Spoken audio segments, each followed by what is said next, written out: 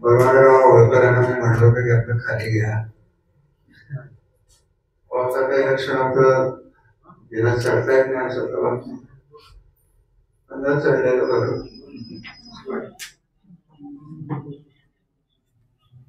इतकी वर्ष इतक्या वार्षिक सभा बघितल्या, मुंबई पत्रकार बघितल्या. मला शिवाजीरावांचं तुम्हाला मला कौतुक वाटतं. शिवाजीरावांची पार्श्वभूमी नवीन पिढीला माहिती आहे, मला माहिती आहे. खूप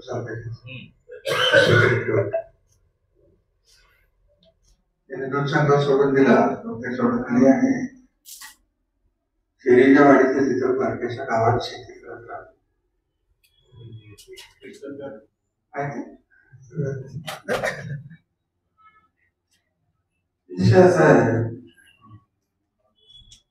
आपण मार्केट कमिटीचं कौतुक करतो.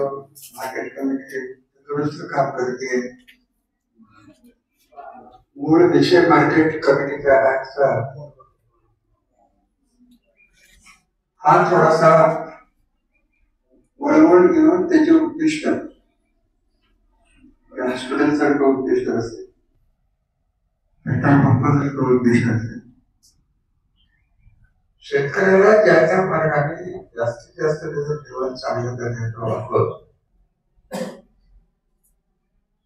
त्याच्या पिकाला, त्याच्या क्रॉप्सला, त्याच्या फळांना चांगले भाव मिळवणे, एक्सपोर्ट केला गेला. आणि सध्या जग हे मोठीच आलेलं आहे, एका मोठीच प्रश्नाने जग झालेलं आहे. त्याला फायदा आपल्याला कसा करून देता येईल हे आपल्याला बघायचं. रमणराजांनी आत्ताच मला सांगितलं, ते स्वतः बोलणार होते परंतु ते विसरले की एक्सपोर्ट जे होतात आपल्याकडे प्रायव्हेट लिमिटेड असलेल्या शेतकऱ्याचं नंबर एक काम करत. शेतकऱ्याला भेटीला तरी कमीत कमी तर बाकीला काय करतात मला माहिती. यावरून माझ्या मनात असं आहे की एक्सपोर्ट कसा करावा, कुठल्या फळाचा करावा आणि एक्सपोर्ट या क्षेत्रात काय चाललंय हे या हॉलमध्ये सुरू करून शेतकऱ्याच्या मुलांना एक्सपोर्टच्या क्षेत्रात आपल्याला काय करून देता येईल यासाठी एक आध्यात्मिक असताना हॉल तयार करायचा हे अत्यंत उत्कृष्ट होणार आहे. बाकीला तुमचं चाललंय सर्व सरकारी ठीक आहे, चांगलं आहे. त्याविषयी मला काही टीका टिप्पणी करायची गरज आहे.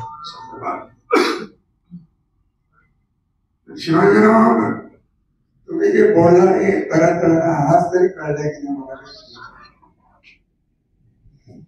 म्हणजे बोलून गेला की आता सरासरी टेम्परेचर जगाचं पाण्याचं समुद्राचं 1.32 आहे. खरं हे टेम्परेचर जर 1.5 वर गेलं, 1.5 सेंटीग्रेड वर, तर जगात जीवसृष्टीच राहणार नाही ही परिस्थिती आहे. तुम्ही म्हणाल रावणाजी आपण मार्केट कमिटीला तुम्ही आम्हाला पाहताय असं नाही, तरी घडतंय. किती नवीन नवीन योजना केल्या, शेतकरी सुकवायचा प्रयत्न केला. अशा प्रकारचे पाऊस जे पडायला लागले त्यात डायरेक्ट परिणाम कशावर होणार नाही तर शेतीवर होणार. जुनी जाणती माणसं इथं कमी दिसतात. मला संधी मिळेल तिथं मी हेच प्रश्न विचारत असतो. तुम्ही पैशांना काही काळ लाभकाठीच राहतो. मे महिन्याच्या शेवटाला रोहिणी नक्षत्र पडायचं बंद पडत होतं. एका आठवड्यात 8 जून या 10 मिनिटं तुम्हाला 100% मृग नक्षत्र येतो. दिवस राहिले. एखादी सांगावं की या पद्धतीने 20-30 वर्षापूर्वी पाऊस पडत होता, तो पाऊस पडतोय, त्याच्यावर आपल्या पेरण्या, आपलं पीक सगळं ऊसासकट सगळं. आज धरणं उठायला लागले तर तुम्ही काय करा. आज पाऊस आणून 10 दिवस पडला. 22 लाख हेक्टरचं नुकसान महाराष्ट्र राज्यात झालं. अशाकडे ऍक्च्युली नुकसान किती झालंय हे करायचंय हे नुसते अंदाज. आता ही मराठवाड्याची माणसं कशी बाहेर पडणार आहेत आपल्या सगळ्यांच्या डोक्यात, मीडियाच्या डोक्यात एकच असतो. कारखान्याची वार्षिक सभा आहे तिथं ते त्यांना भाव किती मार्केट कमिटीचा एखादा आम्ही विचारलं डिव्हिडंड किती द्या. या सगळ्या गोष्टी विचारणं जरी योग्य असलं तरी शेतीच गेली. हवामान जर बिघडलं आणि ते बिघडलेलंच नाही तर मला एक आठवड्या की वार्षिक सभा नव्हती ती जिल्हा बँकेची. जिल्हा बँक आणि लायन्स क्लबच्या माध्यमातून आम्ही एक मीटिंग घेतली होती. 30,000 मुलं हे बघत जे 100 वर्षांनी होईल असं पाकिट केलं होतं ते आपल्या समोर येऊन ठेवलेले आपल्या डोळ्यात उघडले नाही. सरकारच्या माध्यमातून चालू शेती काय माझी वसुंधरा नामोपण चालू शाश्वत शेतीचे प्रयोग या सगळ्या गोष्टी चालू आहेत. परंतु आज ज्या पद्धतीने आपण पिकं लावतो त्याच पद्धतीने आपण होऊन सरकार सोडून सरकारी योजनेच्या बाहेर जाऊन, कारण सरकारी योजना किती रखडता नाही चांगले कल्पना केल्या 70 वर्षात. सरकारने त्यांची प्रायोरिटी बदलायला लागणार. काही धरणं बांधून नका, धरणं बांधून कुठेच तरी नाही पाणी तरी येणार नाही अशी परिस्थिती. हवामानात बदललंय, निसर्गाचा समतोलच गेलाय आणि तो घालवलाय कोणी आपणच घालू. तुम्हाला लहानपणी आदर केला आणि आजकाल तिथं झडपी जास्त बघितली असते. शिवाजी राजांनी माझ्या आधीच्या पिढीने बापूच्या मारणारे मार आहे का काही एक ढोलक तरी दिसते. एक ढोलक दाखवा हृदयवादाच्या वर्षा ठिकाणी काय आमचा कसं नियम झाला का ते काय म्हणतात तर थोडासा ज्या मार्गाना ससे हरणं बघितले लांडी बघितले ते त्याच्या वाडीत त्या मार्गाने काय दिसत लागायचं करवंदीच्या दाड्या बघितल्या. हे सगळं घालवायला कोण आपणच कारणीभूत करायचं आपल्यालाच भोगायला लागणार आहे. आणि सगळ्यात जास्त फायदा म्हणजे अशी आहे की अमेरिका इतकं स्वतःला त्यावेळी समजतं.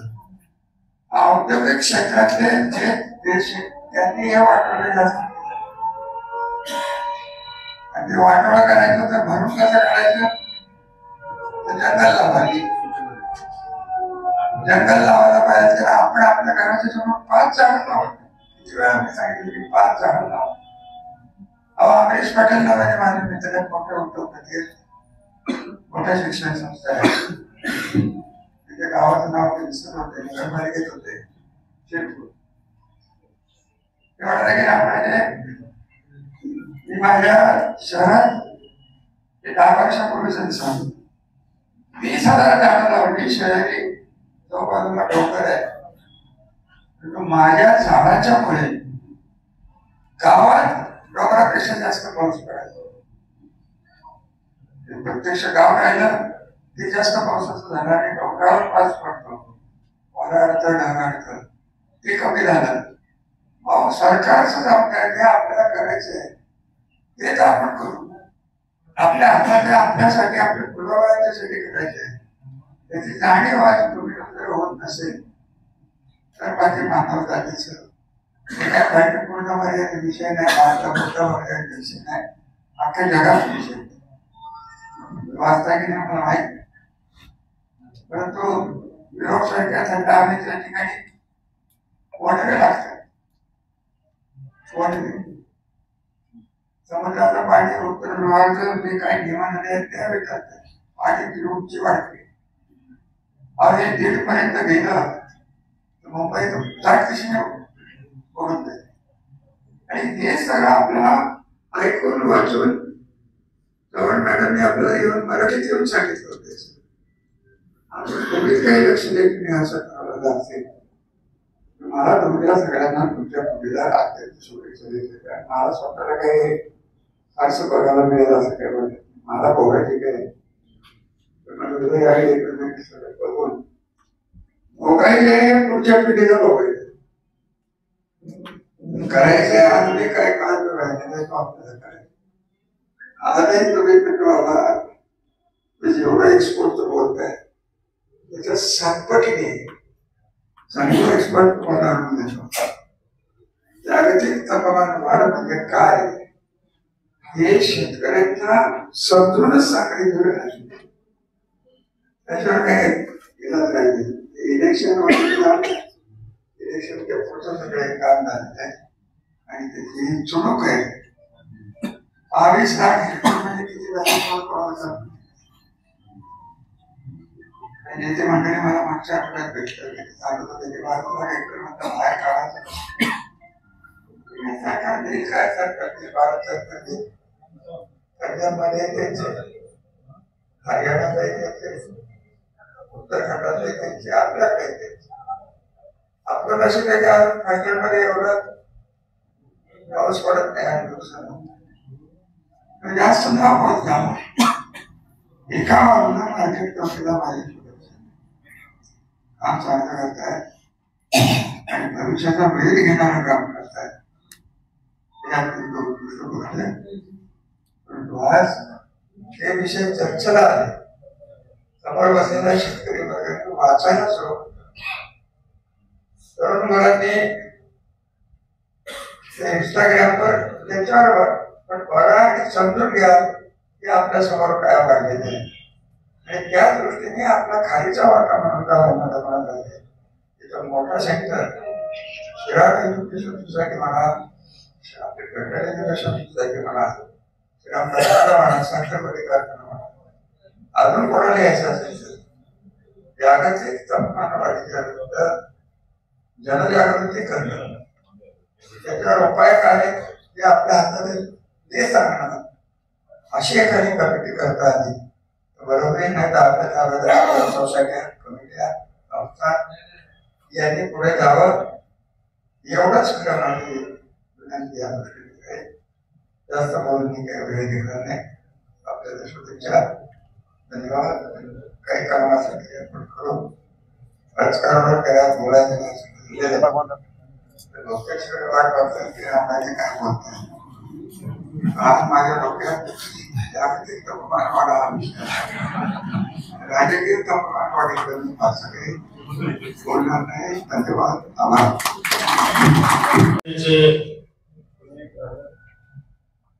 वार्षिक सभा आपल्या संपूर्ण त्या सभेसाठी उपस्थित असलेले आपले सर्वचे महाराष्ट्र आणि आपले सर्वचे नेते, विधानसभेचे वार्षिक सभापती श्रीमंत रामराजे नाईक बाबासाहेब, त्यांच्या अध्यक्षतेखाली सर्व चेअरमन श्रीमंत रत्नाराजे नाईक बाबासाहेब,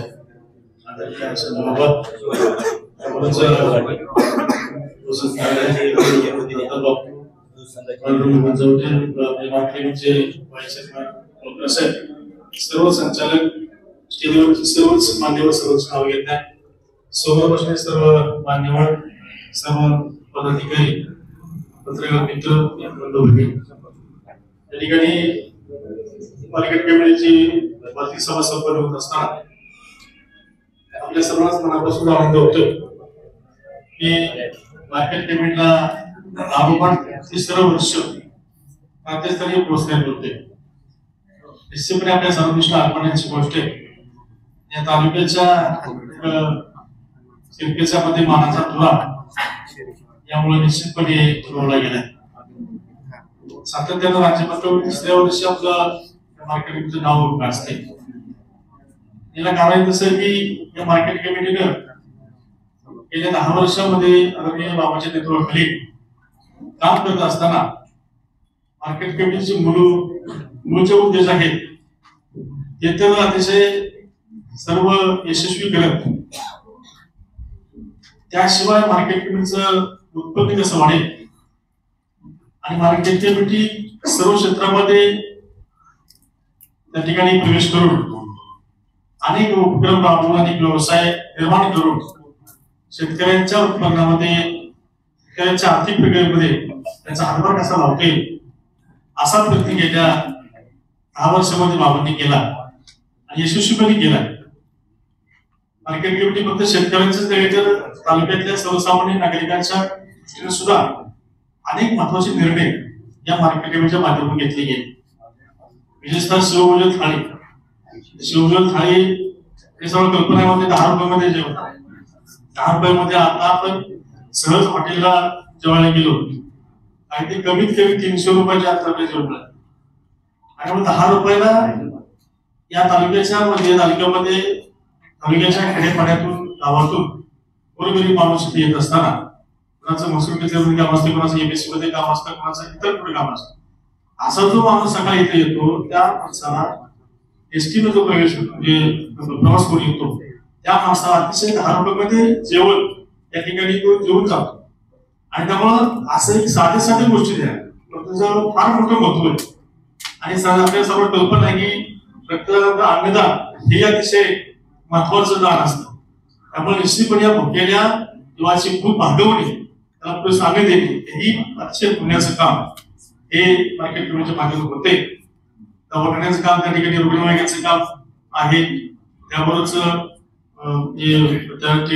रामले साहेबांच्या नावानं शेतकरी निवारण कक्ष स्थापन केलाय.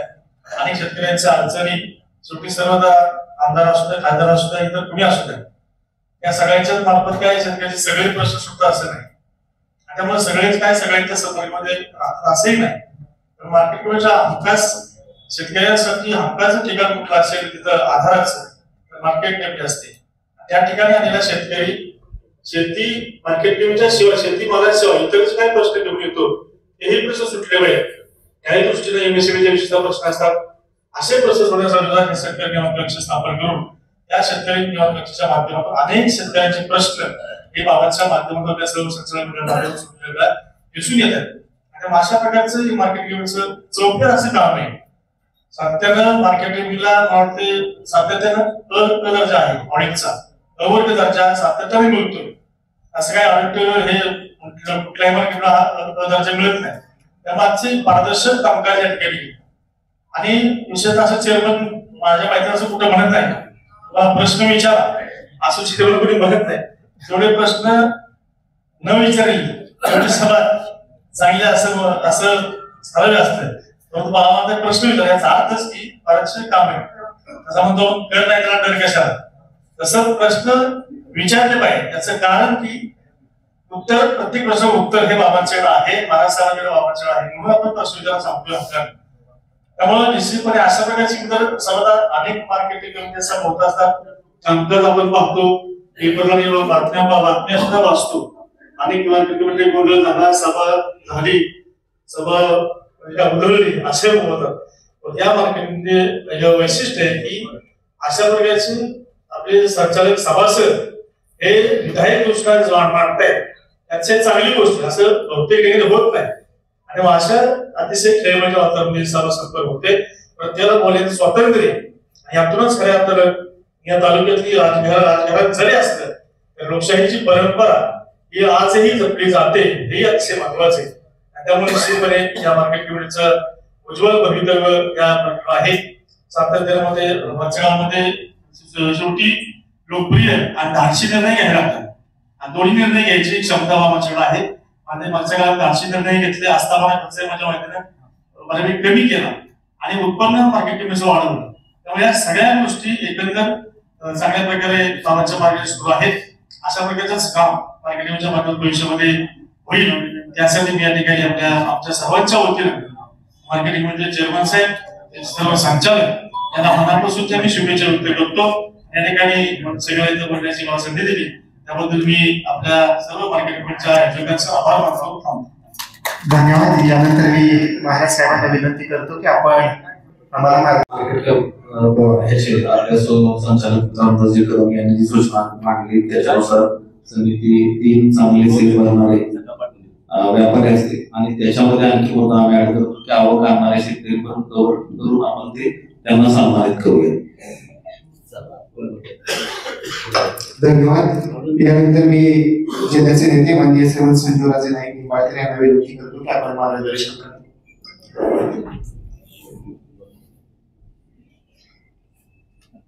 फलटण कृषी उत्पन्न बाजार समितीची सर्वसाधारण सभा होत असताना या ठिकाणी सभेच्या अध्यक्षस्थानी असलेले सभापती माननीय श्रीमंत रघुनाथ राजे यांच्या मार्गदर्शनाखाली आपण सर्व संस्था त्या ठिकाणी कार्यरत करत असतो. माननीय श्रीमंत रामराजे, आमदार दीपकराव चव्हाण साहेब या ठिकाणी आवर्जून उपस्थित असलेले वसंतराव गायकवाड, त्याचप्रमाणे दत्ताभाऊ पालकर, दत्तात्रय गुंजवटे, आपले उपसभापती भगवानराव होळकर साहेब, जितेंद्रदादा पवार या ठिकाणी आहेत, गुरुले सर आहेत, महाराष्ट्र केसरी बाबूदादा लोखंडे, माजी सभापती यशपाल भोसले, लोकसंघाचे चेअरमन धनंजय पवार, आपल्या मार्केट कमिटीचे सर्वच संचालक संचालिका या ठिकाणी, संस्थेचे सुद्धा काही संस्थेचे पदाधिकारी या ठिकाणी उपस्थित राहिलेले, आपण उपस्थित असलेले विविध ग्रामपंचायतीचे सदस्य, सरपंच, विविध संस्थांचे आपण चेअरमन, संचालक, सेक्रेटरी या नात्याने कार्य करत असणारे आपले सर्वच कर्मचारी, फलटण मार्केट कमिटीचं हे कामकाज हे केवळ या ठिकाणी आम्ही मंडळी म्हणतोय, सभापती म्हणतायत, संचालक मंडळ म्हणतायत चांगलं चाललंय अशातला भाग नाही. तर फलटण मार्केट कमिटीला सलग तिसऱ्यांदा राज्यस्तरीय पुरस्कार प्रदान करण्यात शासनाने सुद्धा या मार्केट कमिटीच्या कामकाजाची दखल घेतलेली आहे हे मला आपल्याला या ठिकाणी सांगायचं आहे. शेवटी आमचं चांगलं चाललंय म्हणणारे, परंतु दुसऱ्यांनी सांगावं लागतं, शासनाने सांगावं लागतं आणि त्यावरून मग त्या ठिकाणी करत असतात. अनेक मार्केट कमिटीचे कारभार तुम्ही पाहिले असतील, आम्ही तर रामराजे तर आम्ही बरेच जवळून पाहिलेले आहेत. एक अत्यंत पारदर्शक कारभार असलेली आणि शेतकऱ्यांच्या दृष्टीने सातत्याने हिताचे निर्णय घेणारी मार्केट कमिटी असा नावलौकिक या ठिकाणी निश्चितपणे श्रीमंतरावांच्या नेतृत्वाच्या माध्यमातून काम करत असताना फलटण तालुका कृषी उत्पन्न बाजार समिती करत असताना आपल्याला दिसत काही अडीअडचणी येत असतात, परंतु त्या अडीअडचणी निर्माण करण्याची समजून घ्यावं की जी काही सर्व मालमत्ता ही मार्केट कमिटीची आहे आणि मार्केट कमिटीची मालमत्ता मार्केट कमिटीने तिला योग्य रास्त नावात भाडं देण्याचा जर त्या ठिकाणी ठराव केला असेल तर त्याचा फायदा हा काही संचालक मंडळाला, सभापतीला जात नसतो, मार्केट कमिटीला येत असतो. आणि रघुनाथ यांनी सांगितलं त्याप्रमाणे तुम्ही तुमचं उत्पन्न वाढवलं तरच तुम्हाला आणखी सुविधा उपलब्ध करून देता येईल. ही सुविधा उपलब्ध, शेतकऱ्यांना सुविधा उपलब्ध करून देणारी संस्था, शेतकऱ्यांना योग्य भाव मिळावा म्हणून त्यावर नियंत्रण ठेवणारी संस्था आहे. तिला आपल्याला त्या ठिकाणी बळकट करण्याची आवश्यकता आहे. त्यामुळे सर्वसाधारण सर्व शेतकऱ्यांना त्यापासून फायदा होऊ शकतो. 2-4 लोकांचा फार मोठा फायदा बाकीच्यांचा नाही असा कुठलीही आजच्या काळामध्ये सहकारी संस्था चालू शकत नाही किंवा ती सहकारी संस्था नाहीच असं आता म्हणावं लागतं. ती तेवढ्यासाठीच झाली. आपल्याला उद्देश काय, सर्वसाधारण शेतकऱ्याचा या ठिकाणी फायदा व्हावा आणि त्या दृष्टिकोनातून अनेक सुविधा उपलब्ध करून दिल्या. त्या ठिकाणी मग शेतकऱ्यांचा माल येत असताना आम्हाला मंडळी आली, मालपाडी आली, व्यापारी आले, हे सर्व एक प्रकारचे साखळी एकमेकांचे एक दुवे आणि हे जर सगळे योग्य रीतीने चालले तर त्या ठिकाणी योग्यरित्या आपला जो मुख्य उद्देश आहे शेतकऱ्याच्या मालाला चांगला दर मिळावा, शेतकऱ्याचा माल हा चांगल्या प्रमाणे व्हावा, त्यासाठी गोडाऊनची त्या ठिकाणी निर्मिती व्हावी तरच ते शक्य होणार आहे. आणि त्या दृष्टिकोनातून मार्केट कमिटीची आर्थिक परिस्थिती आणखी भक्कम कशी करता येईल असा दृष्टिकोन ठेवणं आवश्यक आहे. माझा तिथं फायदा, कुणाचा फायदा, एखाद्या गाड्यावाल्याचा फायदा हा काही मार्केट कमिटीचा हा धंदा नाही. मार्केट कमिटी हा म्हणून त्यामध्ये आपल्याला पाहायला पाहिजे त्या ठिकाणी 4-5 मला काही कोणाच्या विरोधात बोलायचं नाही, त्यामध्ये काही नसताना त्या ठिकाणी मार्केट कमिटीला सहकार्य आपल्याकडून कसं होईल ही भावना असणं गरजेचं आहे. शेवटी संस्था मोठी करायची, संस्थेच्या माध्यमातून आपोआपच मग त्या ठिकाणी संस्था मोठी होत असताना सगळ्यांनाच त्याचा फायदा होत असतो. हे मोठं चित्र आपल्याला सामोरं घेऊन आपल्याला काम करायचं आहे आणि त्याकरता सहकार्य असण्याची आपल्या सर्वांची नक्कीच आवश्यकता. सरकारमध्ये ह्या चुका अनेकदा पूर्वी घडलेल्या आहेत आणि त्यामुळे अनेक चांगल्या सरकारी संस्था अडचणी आहेत. आज आपण ह्या चुका करत नाही. मग ह्या जर चुका होत नसतील आणि सर्वसाधारण सर्वांसाठी, शेतकऱ्यांसाठी, कर्मचाऱ्यांसाठी, आम्हाला व्यापारी व्यापाऱ्यांसाठी जर एखादी संस्था चांगलं काम करण्याचा प्रयत्न करत असेल तर त्याला आपल्याला पाठिंबा द्यायला हवा. पेट्रोल पंपाच्या माध्यमातून उत्पन्न भरघोस उत्पन्न वाढले, जवळपास 40 लाख रुपयाचं उत्पन्न पेट्रोल पंपाच्या माध्यमातून वाढले. याचा उपयोग कुणाला? इथं सुविधा निर्माण करण्याकरता उपयोग होतो. या ठिकाणी अत्यंत काही चांगल्या सूचना या ठिकाणी प्राप्त झाल्या. विशेष करून पर्यावरणाच्या दृष्टीने हा विषय एवढा गंभीर आहे. आता तो पटायला लागलाय कारण अनुभवतोय. एवढे दिवस पटत नव्हता. तो बोलत रामराजे काय कोणत्या डोक्यावरून जाते समजत नाही. परंतु रामराजेंची दूरदृष्टी कितीतरी अधिक होती. मला वाटतं वंदना चव्हाण तर आल्या होत्या. किती वर्ष झाली त्याला? 5 वर्षापेक्षा अधिक झाले असतील. त्या राज्यसभेवर होते त्यावेळेचा हा विषय आहे आणि त्यावेळेला आपण गांभीर्याने तरी विषय घेतला. आता ढगफुटीसारखा पाऊस होतोय, जिथं पाऊसच कमी होता तिथे एका दिवसात अख्खा मे महिन्यात अख्ख्या वर्षाची सरासरी संपली. आता आपण जागेत आलेलोय काहीतरी पर्यावरण याच्या संबंधी सुद्धा जागृती असणं. शिवाजीराव गाडग्यांनी विषय मांडला महत्वाचा आहे. आपणही सर्वांनी विषय त्या ठिकाणी मांडले, विशेष करून रामभाऊनी मांडला. तुम्हाला फळफळावरला या ठिकाणी चालना द्यायची असेल तर चांगल्या प्रकारचे एक मार्केट कमिटीच्या माध्यमातून कोल्ड स्टोरेज सुद्धा करता येईल याचाही विचार नक्कीच करावा. त्याचा उपयोग अनेक फळ बागायतदारांना त्या ठिकाणी नक्कीच झाल्याखेरीज राहणार नाही असं मला वाटतं. चांगलं कामकाज चाललेलं मार्केट कमिटीला आपल्या सर्वांच्या वतीने या ठिकाणी लवकर असं काम वाढत राहावं, शेतकऱ्यांच्या त्या माध्यमातून सातत्याने फायदा होत राहावा अशा प्रकारच्या शुभेच्छा व्यक्त करतो. येणाऱ्या दसऱ्याच्या सणाच्या निमित्ताने आपल्या सर्वांना मनापासून शुभेच्छा देतो आणि थांबतो. यानंतर आदरणीय माजी आमदार दीपकरावजी चव्हाण सर.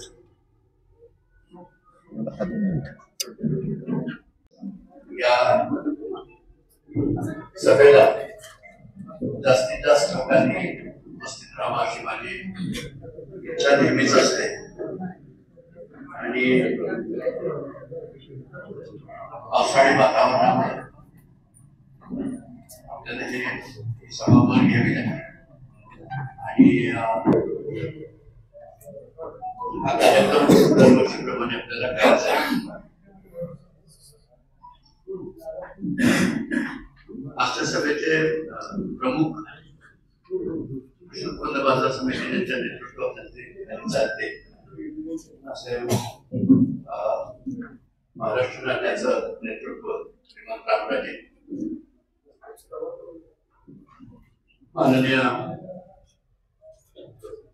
आमदार साहेब दीपकरावजी चव्हाण, श्रीमान संजीवराजे, डॉक्टर साहेब शेंडे, वसंतकाका, पांडुरंगराव गुजवणे, बापू, या ठिकाणी उपस्थित असणारे जितू दादा, सर्व संस्थांचे पदाधिकारी, त्याचप्रमाणे व्यापारी बंधू, पत्रकार बंधू, तालुक्यातली बागायतदार मंडळी, या ठिकाणी कामगार नेते भगत साहेब आणि सर्वच मान्य. आपल्याला कोणाचं नाव राहिलं असेल तर सगळे कोणी त्याच्याबद्दल वेळ करू नये. मार्केटिंग कमिटीची प्रगती निश्चितपणे चांगली चालली आहे आणि मला प्रश्न विचारावेत अशी माझी खरं म्हणजे इच्छा असते. आमचा जो अहवाल आपल्यापर्यंत पोहोचवलेला आहे हा अहवाल लॅक्युना फ्री आहे असं आमचं म्हणणं आहे. आमचं नाव आहे. काल एका विरोधकाला देखील तो अहवाल आम्ही मोठा पाठवलेला, 8 दिवसापूर्वी पाठवला. 8 दिवसापूर्वी पाठवला आणि त्यांना आम्ही सांगितलं की तुम्ही आम्हाला त्रास देताय, परंतु प्रश्न विचारा जनरल बॉडीमध्ये, म्हणून त्यांना तो पाठवून दिला. ते काही आज आलेले दिसत नाही. म्हणजे त्यांना आम्ही विनंती केली होती की तुम्ही जनरल बॉडीमध्ये आम्हाला प्रश्न विचारा. जे लोक आहेत जबाबदार आम्हाला निवडून द्यायला किंवा या सत्तेवर बसवायला, त्यांना आम्ही प्रामाणिकपणे काम करतोय की नाही हा विचारण्याचा अधिकार आहे आणि त्यांना आमच्यातले दोष दाखवून देण्याचा तुमचा अधिकार आहे. तेव्हा तुम्ही या ठिकाणी या अशी आमची विनंती होती त्यांना, परंतु ते काय आलेच दिसत नाही. बहुतेक त्यांना लॅक्युना सापडला नसावा, नाहीतर त्यांनी काय तो चान्स सोडला असता असं मला वाटत नाही. वास्तविक पाहता मार्केटिंग कमिटीचं एकंदर उत्पन्नाचं साधन आणि स्तोत्र बघताना एका गोष्टीचा विचार करायला पाहिजे की मार्केटिंग कमिटीला 1 रुपया देखील शासनाकडून येत नाही.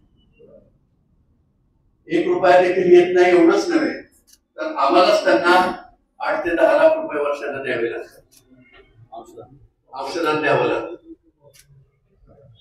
मार्केटिंग कमिटी ही एक संस्था अशी आहे ज्या संस्थेच्या आवारात आमदार फंड, खासदार फंड काहीही बसत नाही. कुठल्याही प्रकारचं साधन या संस्थेला नाही. केवळ माइंड ऍप्लिकेशन आणि रामराजांनी, संजीव बाबांनी, आमदार साहेबांनी केलेलं वेळोवेळीचं मार्गदर्शन याच्यातून ही संस्था सुधारत गेलेली आहे तर गेलेलीच आहे. 7 पेट्रोल पंप झाले, परंतु या 7 पेट्रोल पंपांवर 14-15 लाखाच्या वर आमचा खर्च झाला असेल असं आम्हाला वाटतं. सगळे पेट्रोल पंप आम्ही जवळपास मोफतच करून घेतलेले आणि मार्केटिंग कमिटीच्या स्वतःच्या जागेत 3 पेट्रोल पंप ही मार्केटिंग कमिटीची मालमत्ता निर्माण झालेली आहे. 4 पैसे त्याच्यात न घालता ही फार मोठी गोष्ट आहे असं मी समजतो. मार्केटिंग कमिटीचं अस्तित्व तालुक्याच्या प्रत्येक मेन रस्त्याला दिसायला लागले. या गोष्टी काही हितचिंतकांना आवडत नाही. त्याच्यामुळे मार्केटिंग कमिटीचे उणे दुणे काढण्यात याचा काही लोकांना सोस असतो. उणे दुणे आणि त्यांची धुणी ही आता त्यांचीच त्यांना निघायला लागलेली आहे. तेव्हा आम्हाला त्याच्याबद्दल जास्ती काय बोलण्याची इच्छा नाही. कृषी उत्पन्न बाजार समिती हे एक माध्यम असं आहे की ज्या माध्यमातून शेतकऱ्यांच्या आत्महत्या रोखण्यासाठी प्रयत्न निश्चितपणे करता येईल. मग त्याच्यासाठी दवाखाना चालू व्हायला पाहिजे जो प्रगतीपथावर आहे. सोर्स पैशाचा कमी असल्यामुळे स्लो काम चालू आहे, परंतु ह्या 1.5-2 वर्षात आम्ही तो निश्चितपणे पूर्ण करू याची मी तुम्हाला ग्वाही या ठिकाणी देतो. शेतकऱ्याचं ऑपरेशन, हार्टचं ऑपरेशन किंवा कॅन्सरचं ऑपरेशन ज्यावेळेला बाजार समितीच्या आवारात होईल त्या दिवशी या दवाखान्याचं उद्दिष्ट पूर्ण होईल असं मला वाटतं. मेडिकल खर्च फार मोठ्या प्रमाणावर आता वाढलेला आहे. शिक्षणाचा खर्च वाढलेला आहे. वर्षन एज्युकेशन सोसायटी उत्तम रीतीने काम करते. श्रीराम कारखाना आणि दत्त इंडिया या दोन्ही कारखान्यांना पुनर्जन्म देण्याचं काम रामराजांनी केलेलं आहे. लोक संजीवबाबांच्या धोरणाच्या बाबतीत म्हणतात की संजीवराजे श्रीराम कारखाना स्वतःचा चालवत. संजीवराजांना कारखान्यात राजकारण आणायचं नाही म्हणून ते चालवत. जो माणूस गोविंद बाहेरपर्यंत आणि इतर राज्याचे मुख्यमंत्री त्याची नोंद घेतात इथपर्यंत जेवढला नेऊ शकतो तो माणूस श्रीराम चालवू शकत नाही असं म्हणणं मूर्खपणाचं आहे. ज्यांनी स्वतःच्या डेऱ्या विकल्या, संजीवबाबांनी सरी घातली की यांनी दोरी घालायची असा प्रकार आहे.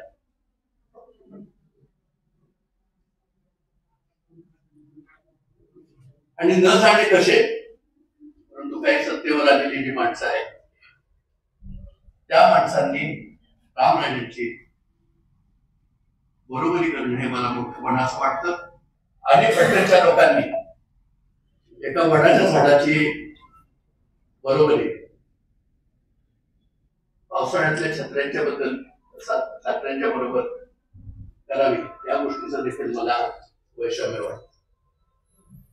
पावसाळ्यात उगवलेली छत्री ही सावली देऊ शकत नाही, एवढं निश्चितपणे लोकांनी लक्षात ठेवावं. पराभव हा इतिहास संपत नसतो, एका पराभवाने इतिहास संपत नाही. पुढची येणारी जी इलेक्शन आहेत युवांसारख्या माणसाबरोबरच खेळावे लागणार आहेत, हे देखील या चंपू नेतृत्वाने लक्षात ठेवावं, एवढं मला या ठिकाणी सांगायचं. आमचं काम प्रामाणिकपणे चालू आहे की नाही हे बघण्याचा सर्व अधिकार या तालुक्यातल्या प्रत्येक शेतकऱ्याला आहे. कोणी येऊन कुठलाही प्रश्न विचारला तर त्यांना उत्तर देण्याची आमची तयारी असते. या पद्धतीने चाललेली कृषी उत्पन्न बाजार समिती ही या 5 वर्षामध्ये, या पुढच्या येत्या वर्षामध्ये शिवाजीराजे फळ भाजीपाले मार्केटचा एपीबी प्रोजेक्ट उभा करते, त्याचप्रमाणे हॉस्पिटल चालू करते आणि शेळ्या मेंढी बाजार हा आपण दरडगावला चालू करतो. खाटीक समाजाच्या मागणीनुसार 3 ते 4 एकर जमीन त्यांना डेडिकेट करून त्या ठिकाणी त्यांना अद्यावत बाजार निर्माण करून द्यायचा. गोविंदच्या गोवंश सुधारण कार्यक्रमानुसार मोठ्या प्रमाणात माझ्या माहितीनुसार 15,000 गायी गोविंदनी तयार केलेल्या आहेत. ज्या 40 लिटरच्या पुढे सगळ्या दूध देतात, अशा सगळ्या गायी फलटणच्या बाजारात विकायला येतील अशी मी आशा बाळगतो. अख्ख्या महाराष्ट्रात नव्हे तर पूर्ण देशात ज्याला गाय खरेदी करायची असेल त्याला फलटणला यावं लागेल, असा प्रसंग 5 वर्षानंतर येईल अशी मी अपेक्षा करतो. मोठ्या प्रमाणावर गोविंदचा हा कार्यक्रम चालू आहे आणि हा कार्यक्रम अत्यंत स्तुत्य असं मी समजतो. सस्टेनेबल गायांचं ब्रीड जे या भारतामध्ये टिकतं असं चालू करण्याचा त्यांचा तो कार्यक्रम आहे. या दृष्टीने गायांचा बाजार देखील कृषी उत्पन्न बाजार समिती या ठिकाणी चालू करते. हे दिली प्रोजेक्ट तुम्हाला पुढच्या वार्षिक सर्वसाधारण सभेच्या आधी चालू दिसतील याची मी ग्वाही या ठिकाणी देतो. आम्हाला सर्वांनीच मार्गदर्शन करावं. रामराजांच्या सावलीला आम्ही निश्चितपणे आमचे पाय भाजत नाही हे निश्चित सांगतो. संजीव राजांचं मार्गदर्शन, आमदार साहेबांचं मार्गदर्शन, चेअरमन साहेबांचं मार्गदर्शन आम्हाला बहुमूल्य वाटतं. फलटण नगरपालिकेने देखील आम्हाला नेहमी मदत करावी ही आमची अपेक्षा असते. लोकसंघाचे चेअरमन या ठिकाणी आलेले आहेत, त्यांचा स्वागत करावं. या मार्केटिंग कमिटीमध्ये आमच्या हातून किंवा आमच्या डायरेक्टर बोर्डाच्या हातून किंवा सचिवांच्या हातून कोणाचं जर मन दुखवलं गेलं असेल तर आम्हाला माफ करावं. आणि या ठिकाणी सर्वांना मी शुभेच्छा देतो. दिवाळी येते, परंतु आपला महाराष्ट्र ओल्या दुष्काळात खाली जातोय. काही आपल्या माणसांना अतिशय त्रास आहे. मी आज या ठिकाणी एकच विनंती करणार आहे सर्व व्यापारी बंधूंना आणि सर्वांनाच की या ओल्या दुष्काळग्रस्त लोकांना मदत करण्यासाठी आता आपण सगळ्यांना पुढे येणं गरजेचं आहे. तेव्हा एवढीच विनंती करून मी माझे 2 शब्द सांगतो.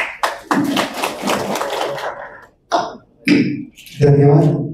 यानंतर आता उपस्थित राहिलेल्या फलटण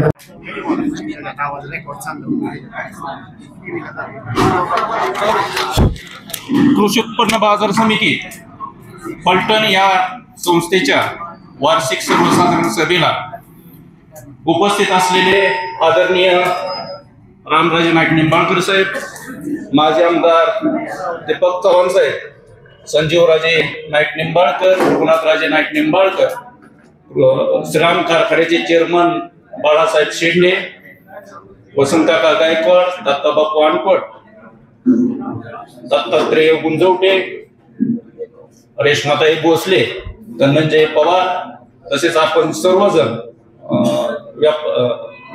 कामगार युनियनचे अध्यक्ष भगत साहेब, आडती व्यापारी असोसिएशनचे अध्यक्ष चेतन गडिया, पत्रकार बंधू, आपण सर्वजण या ठिकाणी उपस्थित राहिलात त्याबद्दल सर्वांचे मी या ठिकाणी आभार मानतो आणि हा कार्यक्रम संपला असे जाहीर करतो. सगळ्यांनी सादर करण्याची वार्षिक सर्वसाधारण सभा आहे, त्यानंतर भोजनाचा कार्यक्रम त्या ठिकाणी आयोजित केला.